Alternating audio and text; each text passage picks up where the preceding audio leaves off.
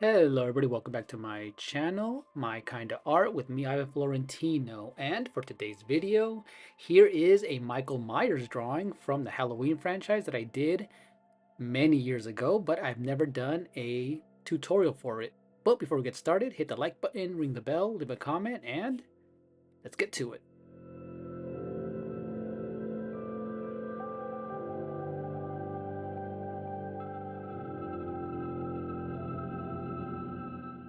Okay, so back when I did this, it was around 2018 when the very first remake of the film came out, and this is one of my favorite remakes of the first of the trilogy. And what I did was use a pencil to sketch out the classic white Michael Myers mask. I did this very lightly and I started shadowing in all of those darker areas for that mask. And this one is a very beat up mask. It has a lot of tearing, a lot of wear and tear from, all of the slashing and killing that Michael does in this movie.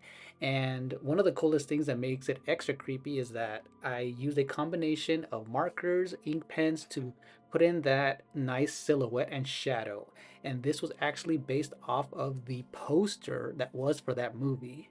So as you can see here in super high resolution detail, all of those wrinkles, the dirt, the scuff, and all of those marks on the mask. And what I did was start off with his eyeball from the left, and I used my Micron ink pens. I did use a combination of Faber Castell pens as well. It's whatever I had on hand. One of the tricks for us to take advantage of when doing these type of dark shadow silhouette drawings is start off knowing where you're going to place the shadows. So hence, that's why I started using my pencil to block in some of those shadows that you will see in the pupil, the eye area, the nose, right where his cheeks are, his lips, and right underneath the nose. You can see that with a little bit of that graphite pencil that I kind of shaded in. And then what I did is, because I know that I'm going to cover a lot of black shadow, I went ahead and used my Prisma marker with the thick side, because this one is a double-sided marker. So I blocked in as much as I could, and this makes it very easy to know where to go next, because as long as I know that most of the shadow is blocked in, we can start moving into our midtones and then go into the final fine details with our Micron ink pens.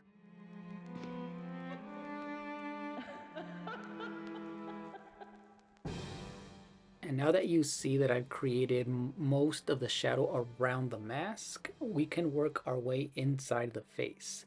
So you can see right underneath the lips, the chin, the nose, that part of the cheek area that you see in between that creates that shadow as well.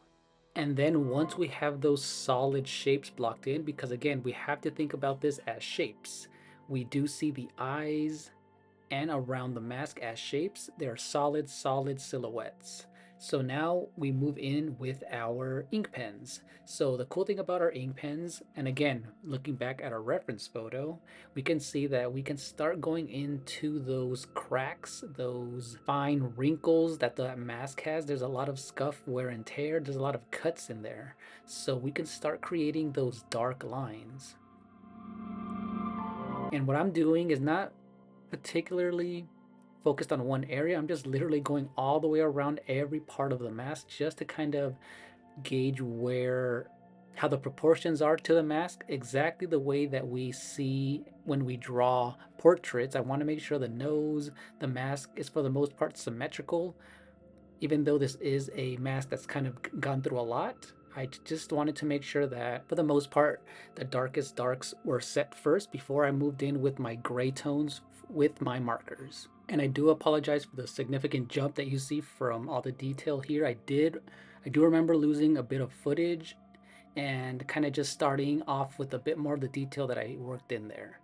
But next I used a medium tone gray and several other grays just to kind of make sure that the mask had that nice in between shadow, because again, this is still a black and white drawing. So again, we took advantage of the solid white that you see with the paper, We left that for the most part alone. We kept the black. And again, you can go in and fill in all the black that you want around the paper, but I just kind of did most of it, not all of it. And yeah, I played around with those gray tones, and this is the result of the final Michael Myers mask. It looks extra creepy. I put in a lot of work everywhere that you see, and I even used some of my white Jelly Roll pen just to kind of put some of that white back in there in some of those highlights around the eyes and his eyelashes as well.